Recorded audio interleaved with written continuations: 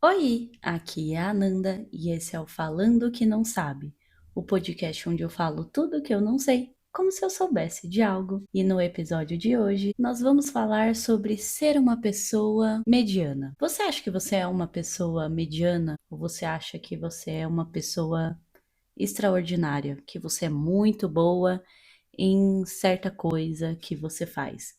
Ou tudo que você se propõe a fazer, você é muito boa ou teve muitas e muitas conquistas na sua vida, ou você é um destaque na sua área, você é um destaque nas coisas que você sabe fazer, no seu trabalho, na sua escola, na sua faculdade, ou não. Na verdade, você é a pessoa que você não é um destaque em nada. Nem positivo, nem negativo. Você tá ali no meio termo, sempre na média, sempre foi um aluno que sempre passou, algumas matérias com um pouquinho mais de dificuldade, mas acabava passando no fim. E outras matérias ia um pouco melhor, com menos dificuldade, mas nada assim que você fosse extraordinário. E aí, que tipo de pessoa você é? Eu sou o tipo de pessoa mediana.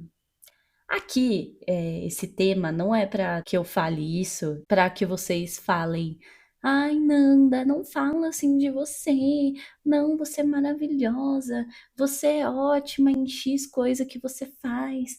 Não, mas você não sei o quê". Não, essa não é a minha proposta. Eu não estou fazendo aqui um papel de vítima ou nem de coitadinha. "Ai, nossa, como eu sou mediana". É só uma coisa que eu sou. Simplesmente sou. Hoje em dia, eu sou um pouco mais tranquila por ser uma pessoa mediana, mas isso já foi uma questão na minha vida. Mas o episódio aqui, o objetivo é para que você, caso você seja uma pessoa mediana, que você possa encontrar conforto no episódio de hoje e que você possa se identificar. Mas por que que eu resolvi falar sobre esse tema, né? Eu estou lendo um livro que chama Como Arruinar um Casamento e eu estou simplesmente obcecada por esse livro. E tá assim entre um dos meus preferidos. Eu acho que ele não vai ultrapassar Relatos de um Gato Viajante, porque foi um livro que me pegou muito. Mas assim, eu tô amando a leitura desse livro, eu estou recomendando para todo mundo. É um ótimo livro. Eu ainda não acabei, mas eu li ele super rápido para quem é uma leitora, como eu sempre falo, meio devagar. Eu li ele super rápido, tô quase acabando, acho que faltam umas 100 páginas só para eu acabar. Eu estou amando esse livro. E no livro, nós acompanhamos a história da Phoebe. E a Phoebe, ela é uma pessoa mediana. E ela sabe que ela é uma pessoa mediana e que ela não é uma pessoa extraordinária em nada. E a gente acompanha também a Lila, que também é uma personagem que ela sabe que ela não é destaque em nada e que ela sabe que as pessoas esperam algo dela que ela nunca vai conseguir proporcionar para essas pessoas e nunca vai conseguir alcançar as expectativas dessa pessoa, porque ou das pessoas, porque ela simplesmente não é esse tipo de pessoa, ela não é uma pessoa extraordinária, ela não é um gênio na área dela, ela não é, ela simplesmente é, assim como a Phoebe é simplesmente uma pessoa. E o que não a torna uma pessoa desinteressante?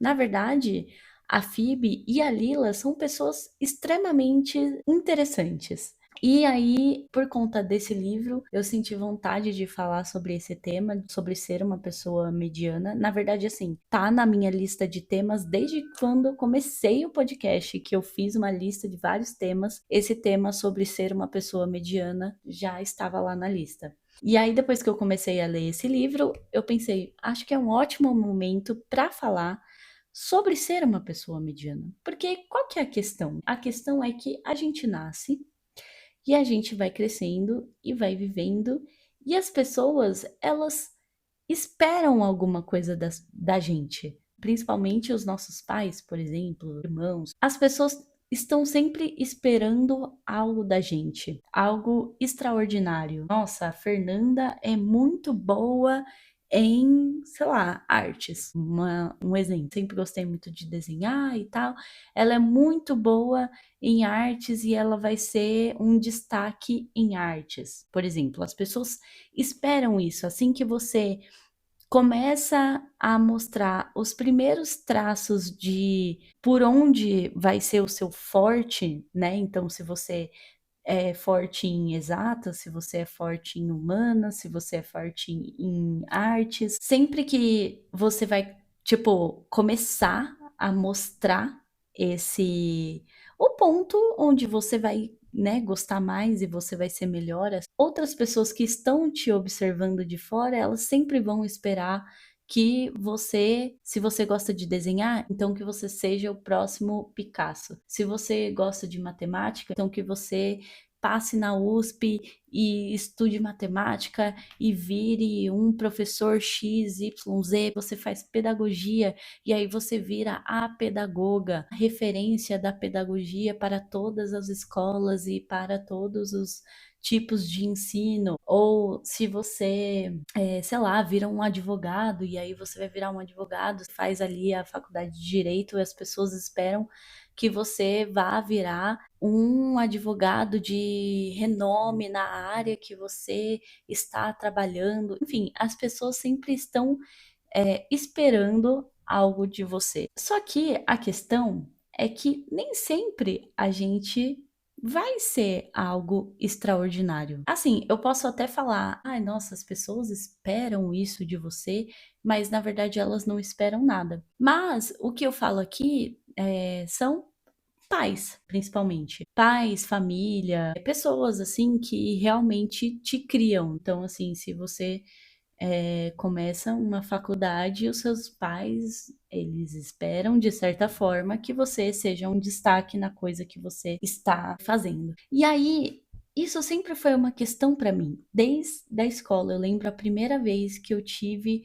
o pensamento de que eu sou uma pessoa mediana, porque eu estava no ensino médio, eu estava quase acabando o ensino médio e eu estava completamente perdida. Eu não sabia o que eu queria fazer da minha vida, eu não sabia que faculdade eu gostaria de fazer, ou se eu gostaria de fazer cursinho, o que que eu queria fazer. Eu não era extremamente boa em nada, mas eu também não era ruim em nada. Não era assim, claro, por exemplo, matemática, física, química nunca foram meu forte, mas como eu falei no começo do episódio, não era meu forte, mas também assim, eu conseguia passar. Matemática eu ainda ficava mais tensa, assim, e tal, mas eu sempre conseguia passar, tal, às vezes um pouco mais apertada, mas eu conseguia passar. E eu lembro inclusive de expressar isso em alguma aula que a gente estava falando sobre isso, só que eu me expressei muito mal, inclusive, porque meus colegas entenderam que eu estava falando, que eu acho que eu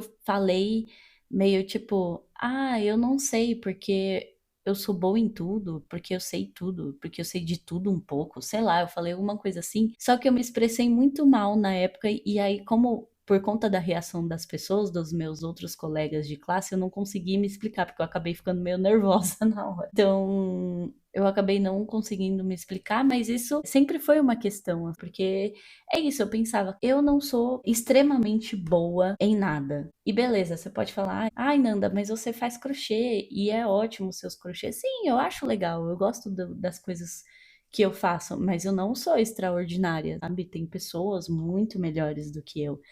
E assim, eu só sei fazer aquilo, mas se eu tentar fazer outro tipo de coisa, talvez não vai ficar tão legal, entendeu? É claro, é uma coisa de treino e tal. E eu estou falando aqui de realmente ser extraordinário, né? Ser muito boa em uma coisa que você se propõe a fazer. Porque tem pessoas que se propõem a fazer alguma coisa e elas são muito boas nisso. Por exemplo, meus irmãos, eles são muito bons nas coisas que eles se propõem a fazer.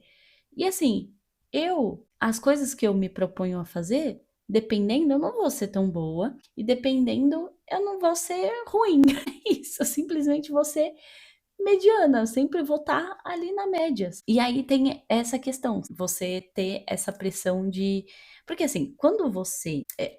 Entenda uma coisa, esse episódio, eu tô gravando totalmente sem roteiro, tá? Porque eu realmente quero que pareça um tipo de bate-papo para que você, caso você sinta a mesma coisa, você se identifique. Em um bate-papo a gente não tem roteiro, né? Eu gosto de montar roteiro quando é um assunto que eu preciso pensar mais, né? Enfim. E aqui é simplesmente algo que eu sinto e que eu gostaria de desabafar e que vocês também pudessem se identificar. Quando você vai começar a vida, por exemplo, como eu falei, né? Começa com traços de algo que você gosta de fazer. Então, por exemplo, uma pessoa que começa a jogar futebol. E aí ela desde criança gosta de jogar futebol e ela acha que e ela é boa, assim, né? Tipo, ela não é ruim, mas ela também não é boa, enfim, começando ali e tal. E aí, o pai ou a mãe vai lá e fala: Nossa, meu filho gosta de jogar futebol. Ou o treinador dessa criança fala: Nossa, essa criança gosta de jogar futebol. E aí, quem as outras pessoas mostram como uma figura para que essa criança que está começando a jogar futebol possa se inspirar? Quem que é essa pessoa de inspiração nessa área? Que no exemplo aqui é o futebol. É o Pelé, é o Neymar, é o Messi, é o Cristiano Ronaldo. Você não vai mostrar lá para a pessoa um jogador que é mediano, que não tem um super destaque, sabe? Que ele também não é ruim, mas ele também não é extremamente bom, entendeu? Por quê? Porque a gente sempre é condicionado desde criança, e aí isso segue de geração em geração em geração, né? E é por isso que a gente está aqui até hoje, de que se a gente está se propondo a fazer um determinado tipo de coisa, a nossa inspiração precisa ser uma pessoa que é extremamente boa, que é um destaque naquilo que você está fazendo. Porque você não quer ser a pessoa mediana, você quer ser a pessoa que é extremamente boa no que ela faz. Isso é uma armadilha, né? Nem sempre a gente vai ser um destaque em alguma coisa. Às vezes a gente só gosta de fazer alguma coisa. Então, por exemplo, às vezes, quer dizer, eu simplesmente gosto de fazer crochê. Eu não vou ser um destaque em crochê, mas eu gosto de fazer crochê. Mas se, por exemplo, eu gostasse de fazer crochê desde criança e tal, tal, tal, seria me mostrado como uma referência e como uma inspiração para eu seguir. Seria uma pessoa que é destaque naquilo que ela faz. Então, assim, olha só essa artista que sei lá, ganhou prêmios e fez várias exposições fazendo quadros e, sei lá, peças de crochê. Entende o que eu quero dizer? Então, por exemplo, na música, se eu sou uma pessoa que está começando na música, quem é a minha inspiração? O Pedro Sampaio, tô brincando. Vão mostrar provavelmente pessoas, músicos, né, como Bach ou Beethoven, entendeu? Não vai ser uma pessoa mediana na música, entendeu? Sempre vão te mostrar uma referência que é um destaque.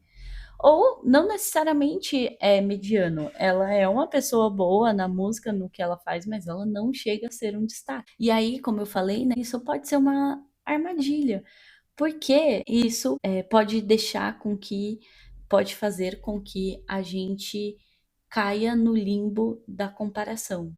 Às vezes, esse limbo da comparação faz com que a gente se desanime de fazer algo que a gente gosta, porque a gente não é destaque naquilo que a gente faz. A gente é só mediano. E mediano não dá. No mediano você ninguém fala que você, sendo uma pessoa mediana, você vai chegar em algum lugar. Sempre falam que você só vai chegar em algum lugar se você for destaque naquilo que você faz. E aqui eu falo destaque, não necessariamente, ai, nossa, ganhar prêmios, porque você pode ser destaque, por exemplo, na sua profissão ou na sua empresa e você nunca ganhou um prêmio, mas você é um destaque, você é uma pessoa na sua empresa que você sempre está ganhando uma nova promoção, que você está sempre subindo de cargo, e aí a sua família está sempre feliz e comemorando de como você está subindo de cargo. Ou como você está sempre envolvidos em projetos importantes, clientes importantes e tudo mais. Então, não necessariamente eu digo aqui destaque em relação, ai, nossa, ganha prêmio ou tem destaque mundial ou algo do tipo. A gente pode, em situações assim, cair em um limbo de comparação. A gente olha aquela pessoa que faz a coisa que a gente tá querendo fazer, então, por exemplo, crochê.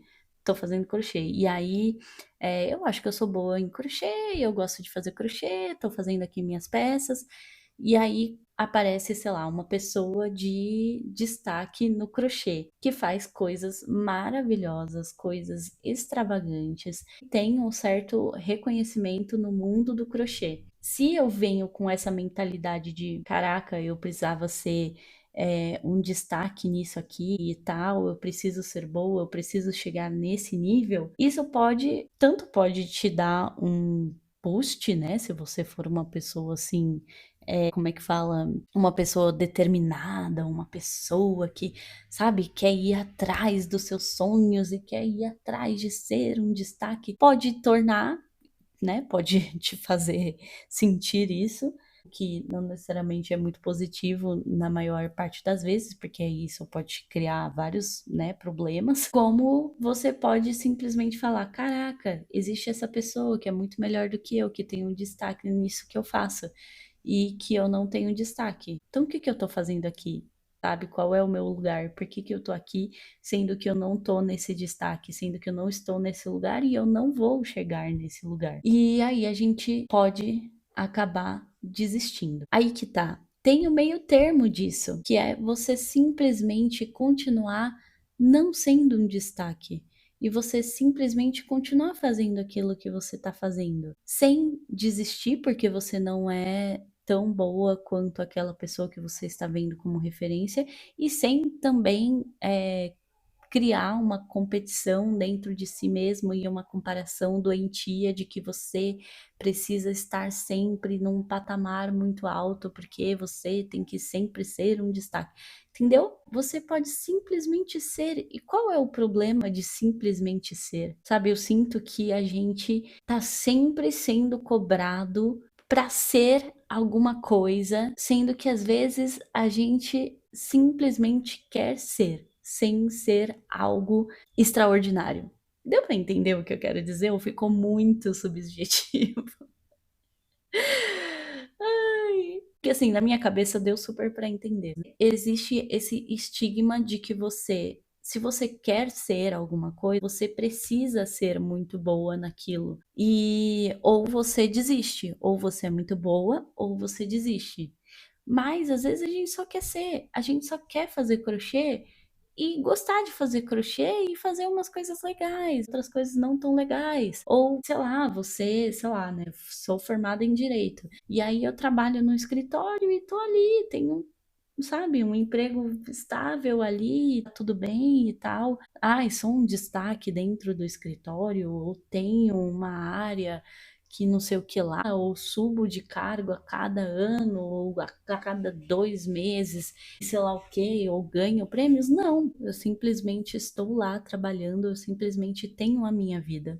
Quase aquele feliz no simples, mas não, né? A gente tá sempre procurando ser um destaque, mesmo que inconscientemente, né? Porque também com as redes sociais isso se intensificou bastante, né? De você olhar outras pessoas da mesma idade que você e às vezes que até faz a mesma coisa que você, e aí você pensa, cara, o que que eu tô fazendo de errado? Porque essa pessoa já comprou uma casa, um carro, e já tem filho, cachorro, papagaio, tem um jatinho, não sei o que, e eu não tenho nada.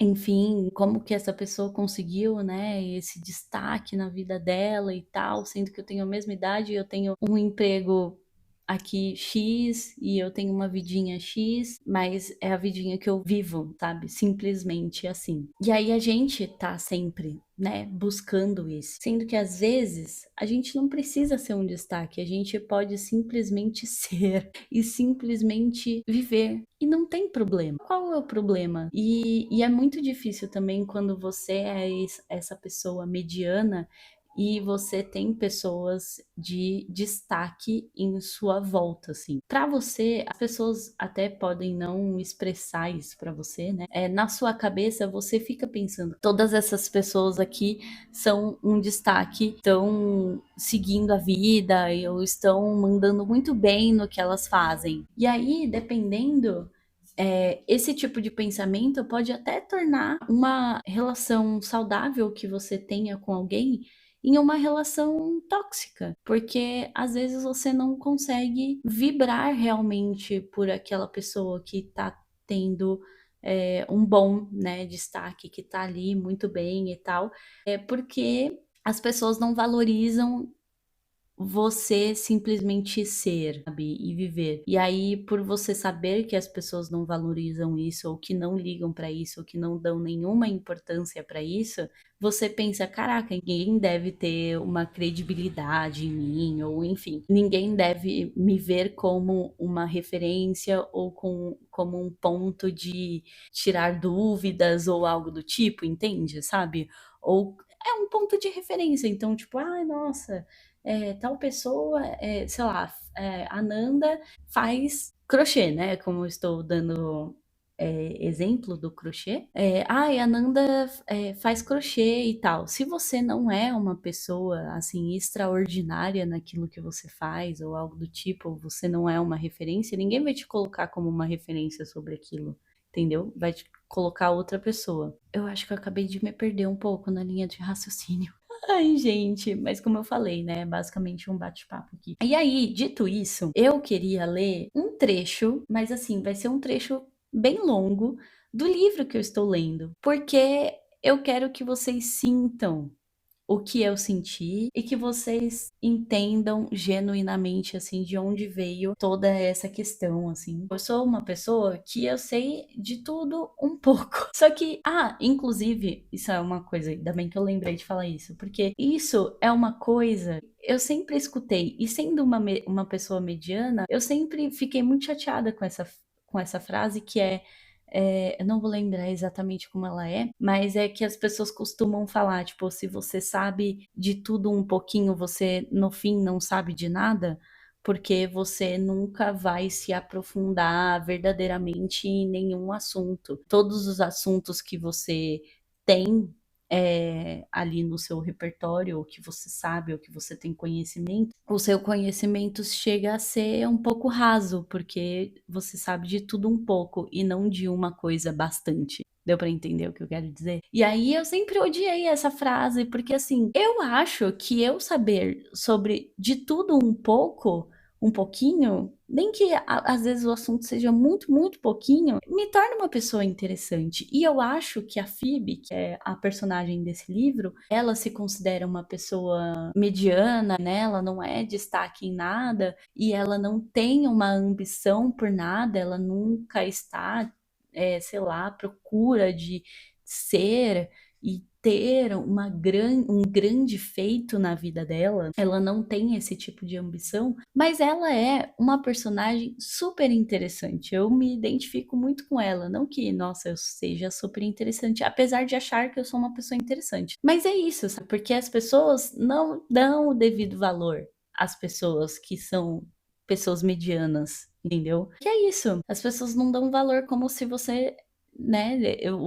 O fato de você saber de tudo um pouquinho quer dizer que você não sabe nada, mas no fim é que nós somos pessoas interessantes, nós somos, nós sabemos conversar, nós sabemos de tudo um pouquinho, entendeu? E às vezes a gente acaba se subestimando por conta disso.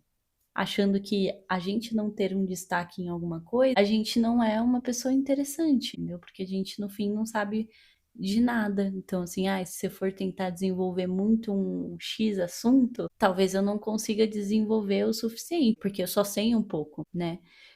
E para mim, isso não deveria ser algo ruim, né? Mas, enfim, eu vou ler aqui um trecho que é uma parte bem grande do livro que eu separei. Eu ia ler só uma parte que eu tinha grifado, mas eu pensei assim, por que que eu não leio tudo, né? Então, vamos lá. Repetindo como arruinar um casamento. E vamos lá. Eu vou ler do meio do caminho aqui, só para vocês pegarem mais ou menos o ponto da história. Estamos comemorando, disse ele. Tenho notícias. Eles nunca voltavam do trabalho com notícias de verdade. O trabalho sempre era a mesma coisa. Ou era bom, ou era ruim. Ou era corrido, ou só era normal. Os alunos eram ou preguiçosos, ou entusiasmados, ou inspiradores, ou deprimentes. Escreviam errado o nome de figuras históricas ou desenhavam comparações entre Virginia Woolf e o cubismo a nível de pós-graduação. Perdiam a prova porque a avó havia morrido de novo, tão de repente e de madrugada, ou estavam prontos para começar com a caneta em punho. Qual a notícia? Pergunta ela. A garrafa de champanhe estava na bancada, com um deus verde. Ela odiava essa sensação ruim na barriga, essa suposição de que a boa notícia do marido não tinha como ser boa para ela. Descobri que eu ganhei o prêmio Landers de acadêmico do ano, anunciou ele. O marido torceu a rolha, o que fez um som alto de tiro do outro lado do cômodo. Ah! Uau! Como as pessoas comemoravam! Phoebe se lembrava de jogar confete no ar na véspera do ano novo. Lembrava-se de gritar "hip hip" no topo do canyon de Arkansas. Mas no geral, eles estavam bem destreinados. Eu meio que não consigo acreditar, acrescentou Matt. Phoebe conseguia acreditar. Sabia que em algum momento ele ganharia o prêmio. A universidade era tão pequena que costumava acontecer com a maioria dos professores que ficavam lá por tempo suficiente. Se bem que jamais aconteceria com Phoebe, porque professores adjuntos não recebiam prêmios. Também não recebiam convênio médico, apesar de ela fazer o mesmo trabalho que o marido. Um professor de filosofia com estabilidade e um seguro-saúde que cobria a ida do gato ao dentista. E na época, isso era ok, porque eles eram casados e tinham amor e dinheiro suficientes entre os dois para comprar uma casa e fazer as coisas que as pessoas que recém compraram uma casa fazem, tipo começar um jardim ou reformar a cozinha com placas de quartzo e fazer 6 embriões num laboratório. Mas não parecia ok quando o marido ganhava prêmios. Não parecia ok quando estava num evento de professores e alguém sugeria a ela que se candidatasse ao novo cargo titular do departamento de inglês. Que oportunidade, que momento fortuito para Jack Hines morrer. Mas ela sabia que não iam considerá-la de verdade para o cargo. Afinal, só publicara um artigo desde a graduação.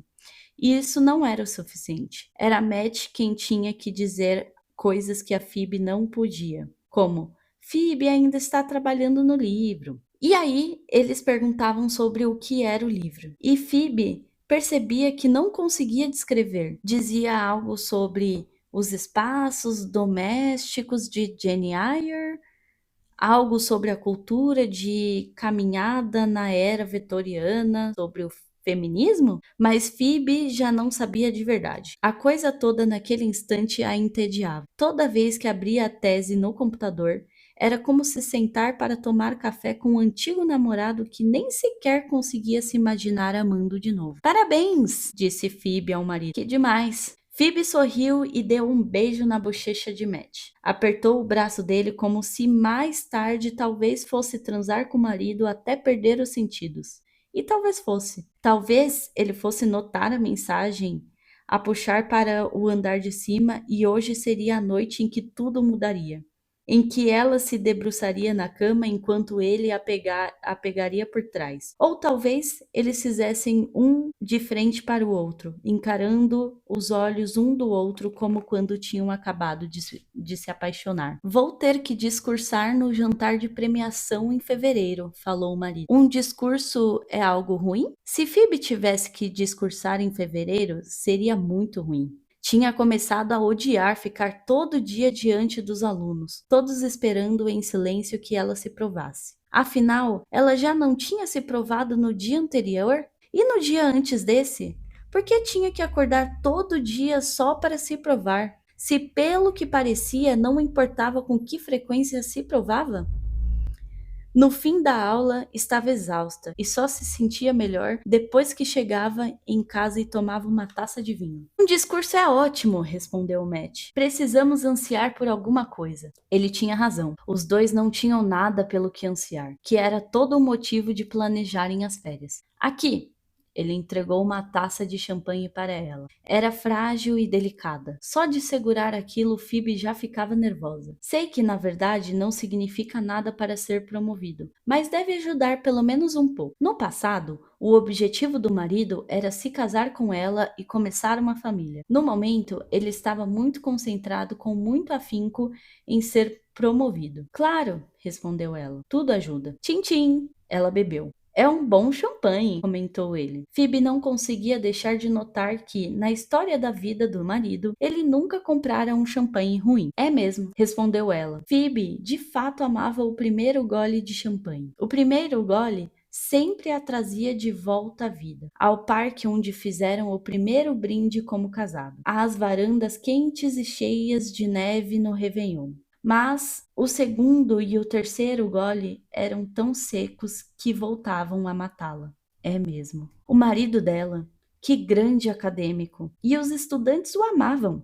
Viviam reunidos na frente da sala de Matt, os olhos brilhando de idolatria e dizendo: ele é um gênio e mesmo assim não é um babaca. E era verdade. Ele sabia muito.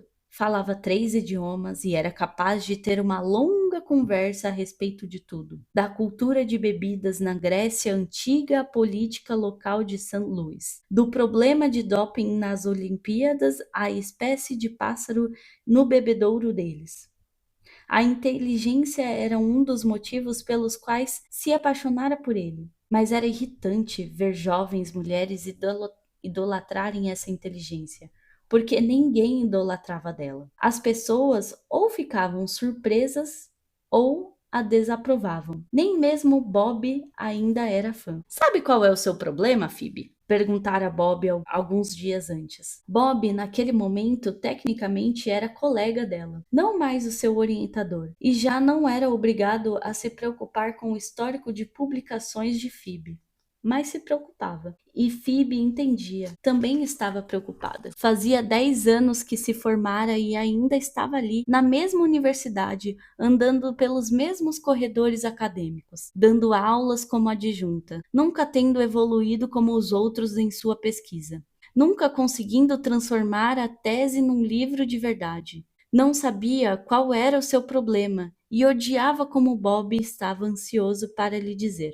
Quanto da vida ela tinha passado naquele momento, esperando outra pessoa decidir algo conclusivo a seu respeito? Era esse o problema de Phoebe. Ela sabia, mas Bob falou: "Você pensa demais."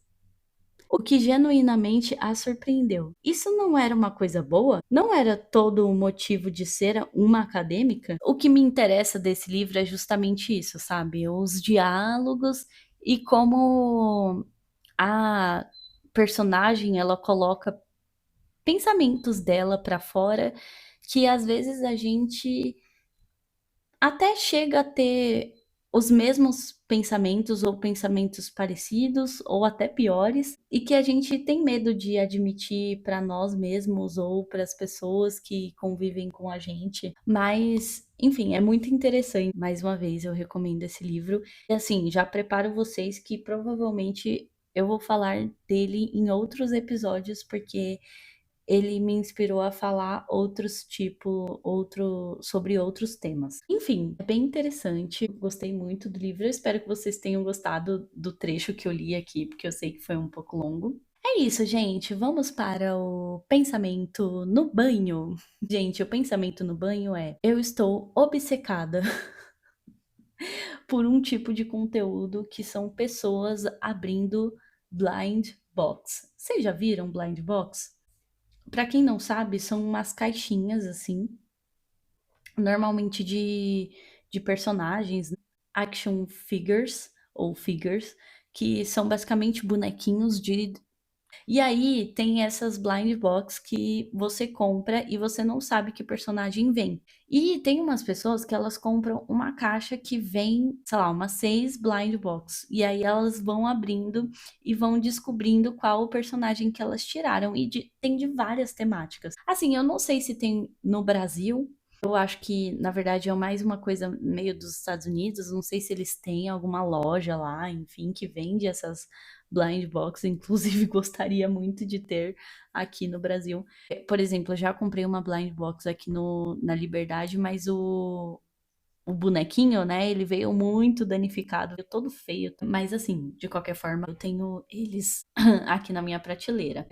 E aí, eu sou apaixonada, porque são uns bonequinhos pequenininhos, assim, que vêm nessas caixas, e aí as pessoas vão abrindo uma por uma, e eu fico tipo, "Ah, qual será que vai ser o personagem que a pessoa vai tirar?" E aí, hoje eu lembrei disso porque hoje apareceu pra mim uma pessoa abrindo uma blind box da Frieren, né, que vocês sabem que eu amo Frieren, mas já vi de Demon Slayer, já vi de Diários de uma Apotecária, já vi de Jujutsu Kaisen.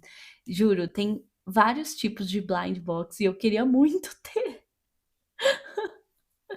Juro, eu queria muito uma caixa cheia de blind box pra eu abrir, porque eu acho muito satisfatório. Só de ter comprado essas da Liberdade que eu mencionei, que eu comprei uma blind box de Demon Slayer e outra de Jujutsu Kaisen. E só de ver, tipo, de abrir elas, eu já fiquei super empolgada, assim, na hora que eu abri. Mas enfim, eu só tô obcecada por esse tipo de conteúdo e eu queria muito que, enfim, tivesse uma loja de blind box aqui no Brasil pra eu poder comprar. Ou não sei, né? Eu acho que se pá, eu gastaria todo o meu dinheiro com blind box. Mas enfim, é isso, basicamente. Enfim, gente, voltei aí do carnaval, dei essa trégua, né? Já que eu sabia que vocês estariam tudo ressacudo, aproveitando o carnaval. Então, dei 2 semanas aí de trégua e estamos de volta com o podcast. Queria também deixar um recado que eu não tenho gravado os conteúdos, né? Que eu vinha gravando e eu estava com uma frequência muito boa, estava muito feliz com a repercussão também. Só que em um dia que eu estava gravando conteúdo, eu tenho um tripé totalmente improvisado, ele é todo troncho e quebrado e às vezes ele cai. O celular caiu do meu tripé e o conector do meu microfone quebrou, porque eu comprei um microfone que vinham com 2 conectores, um conector que conecta no meu celular e no meu iPad e um conector que conecta no meu computador, que é aquele, uma é a entrada USB-C, né, e o outro é a entrada Lightning. A que vai no meu celular, que era o que eu usava para gravar os conteúdos, acabou quebrando e isso me desanimou demais, assim, eu tentei comprar também um adaptador, não funcionou o adaptador. Eu até gravei um vídeo, eh, gravando do meu celular e gravando o áudio no meu computador, já que eu tenho o conector que vai no computador, né, para depois sincronizar. Mas acabei até ficando meio chateada, meio desanimada, assim, porque foi dinheiro, né, e quebrou por conta do meu tripé. Enfim, fiquei muito chateada com isso, verdadeiramente muito chateada. Eu quero ver se eu consigo consertar. É quase um pensamento no banho 2, né? Mas enfim, eu quero ver se eu consigo consertar esse conector, ou enfim, o que que eu vou fazer. Porque é isso, ou eu tenho que comprar um celular, né, muito mais novo, com o tipo de entrada que é o USB-C. Que eu vou fazer isso? Não, né? Porque é uma nota, um celular novo com essa entrada, né? Tipo um iPhone novo, sabe, gente? Ai, gente. Mas enfim, fiquei muito chateada. Então, gostaria de avisar aí. Por isso que eu dei uma parada nos conteúdos. Porque eu tô pensando como que eu vou fazer, se eu vou comprar. Tentar comprar um adaptador de novo pela internet, ver se funciona.